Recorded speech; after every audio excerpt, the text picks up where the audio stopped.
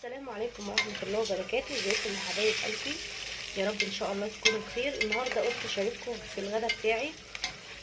غدا بسيط كده من غير لحمه ولا فراخ، حاجه سريعه، وهنشوف بقى احنا هنعمل ايه مع بعض.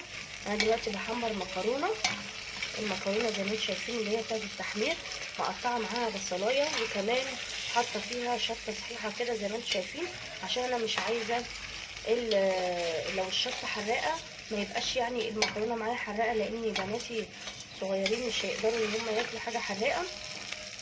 فدلوقتي بقى هفضل اقلب في المكرونه لحد ما تاخد اللون اللي انا عايزاه، اللي هو اللون الذهبي. هي خلاص قربت اهي على اللون الذهبي زي ما انتم شايفين بالشكل ده. ابتدي بقى ان انا اجيب لها الميه واسقيها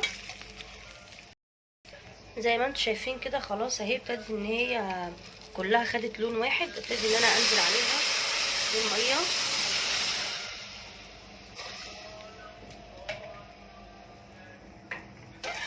زي ما انتم شايفين كده. اديتها الميه، طبعا انا مديها زياده عن حقها لاني عايزه يبقى فيها زي شوربه كده. ودلوقتي احط لها التوابل بتاعتي، معايا ملح وفلفل وكمون وكمان مرقه ماجي، انزلهم عليها كده بالشكل ده واقلبها واغطيها.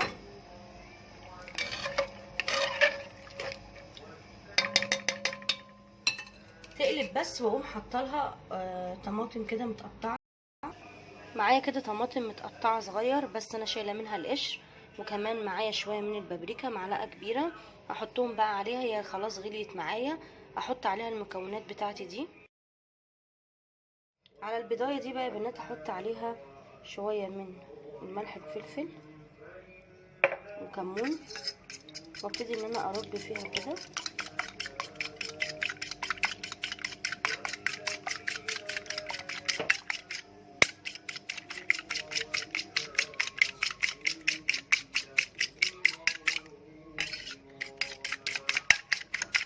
زي ما انتم شايفين ربيتها بالشكل ده. حطيت بقى عليها كركم وكاري وبابريكا، وهبتدي ان انا اقلبها كده.